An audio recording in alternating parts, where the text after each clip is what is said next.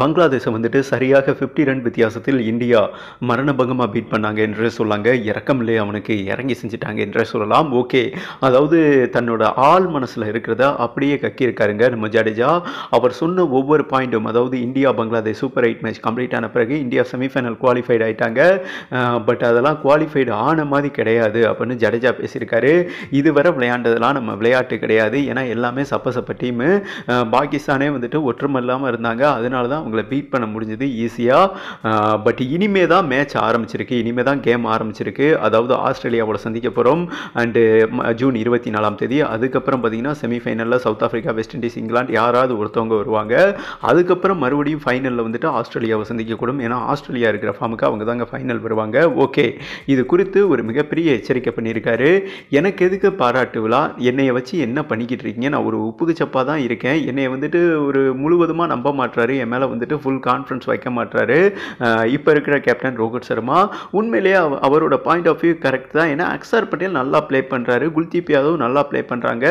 நான் எதுக்கு அந்த டீமில், அதாவது எனக்கு பதிலாக வந்துட்டு சஞ்சு சாம்சன், ஜெய்ஸ்வால் வந்துட்டு தொடக்க வீரரில் வந்துட்டு ஒரு நல்ல வீரர், அதிரடியாக ப்ளே பண்ணுவார். பவுலிங் வந்துட்டு சாதகமாக தாங்க இருக்குது, ஏன்னா வெஸ்ட் இண்டீஸ் ஆடுகளத்தில் வந்துட்டு கொஞ்சம் டெஸ்ட் ஆடுகளமாக தான் இருக்குது. நீங்கள் மேட்ச் பார்த்துருப்பீங்க, மேட்ச் பை மேட்ச். ஜடேஜா இதை தான் மென்ஷன் பண்ணியிருக்காரு, இங்கே 5 பவுலரே போதுமானது, அதாவது அக்ஷர் பட்டேல், குல்தீப் யாதவ் அண்டு 3 ஃபாஸ்ட் பவுலரை வந்துட்டு யூஸ் பண்ணலாம், அந்த மாதிரி மென்ஷன் பண்ணியிருக்காரு. ஆல்ரெடி பும்ரா, ஹர்ஷதீப் சிங், ஹர்திக் பாண்டியா இருக்காங்க, 5 பவுலரே போதுமானது என்று இவர் மென்ஷன் பண்ணியிருக்காருங்க.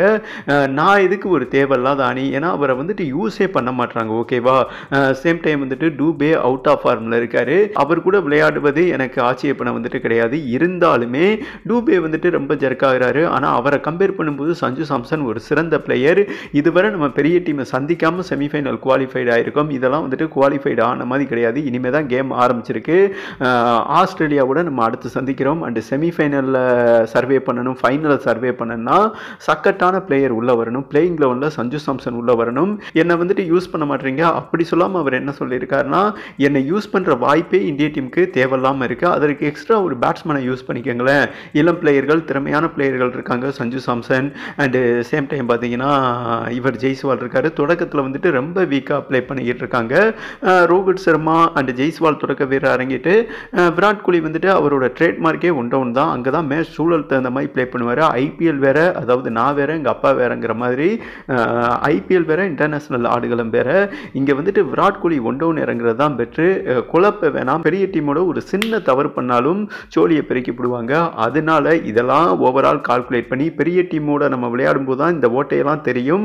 அதை ரோஹித் சர்மா அலட்சியமாக எடுத்துக்கிறாரு. இந்த அலட்சியத்தை விட்டுட்டு, ஏன்னா மிகப்பெரிய T20 வேர்ல்டு கப் தோனி இருக்கும்போது ஜெயிச்சது 2007, மீண்டும் அப்படி ஒரு வாய்ப்பு இந்தியாவுக்கு பிரகாசமாக வந்திருக்கு. அதை யூனிக்காக யூஸ் பண்ணணும், பிசறு தட்டாமல். ஏன்னா என்னை யூஸ் பண்ணுற வாய்ப்பு இல்லை, என்னை தூக்கிட்டு பிளேயிங் லெவலில் தூக்கிட்டு சஞ்சு சாம்சனுக்கு வாய்ப்பு கொடுங்க, அதே மாதிரி டூபேவை தூக்கிட்டு ஜெய்ஸ்வாலுக்கு வாய்ப்பு கொடுங்க. இந்த முடிவு எடுத்தால் டெஃபினட்டாக நம்ம செமிஃபைனல் சர்வே பண்ணிவிட்டு ஃபைனலையும் அடிச்சு தூக்கிடலாம். அதாவது இந்த முடிவுகள்லாம் எடுத்தால் T20 வேர்ல்டு கப்பை இந்தியா எட்டி விடுவார்கள் என்றும் நம்ம ஜடேஜா ஆணித்தரமான ஒரு பாயிண்டை வந்துட்டு பதிவு பண்ணியிருக்காருங்க. என்னை பொறுத்தவரை செம்ம பாயிண்ட் ப்ரோ என்று தான் சொல்லுவேன். ஜடேஜா சொன்ன பாயிண்ட் ஆஃப் வியூ கரெக்ட் தானே, ஏன்னா எக்ஸ்பீரியன்ஸ் பிளேயருக்கு தாங்க தெரியும், தன்னுடைய இடத்த தியாகம் அவ்வளோ சீக்கிரம் பண்ண மாட்டாங்க, பண்ணுறாங்கன்னா எனக்கு இங்கே வேலை இல்லைன்னு சொல்லியிருக்காரு வெளிப்படையாக. ஜடேஜாவோட இந்த பதிவு வந்துட்டு கரெக்ட் தானா, இந்த முடிவுகளை வந்துட்டு ரோஹித் சர்மா பெரிய அணிக்கு எதிராக பண்ணுவாரா? இந்திய டீமில் ஜடேஜா சொன்ன மாதிரி ஒரு மிகப்பெரிய ஓட்டர் இருக்கா, பெரிய டீமோட விளையாடும் போது தான் தெரியும்னு சொல்லியிருக்காரு. இது பற்றி உங்களோட கருத்தை போட்டு விடுங்கன்னு சொல்லிட்டு வீடியோவை கம்ப்ளீட் பண்ணுறேங்க.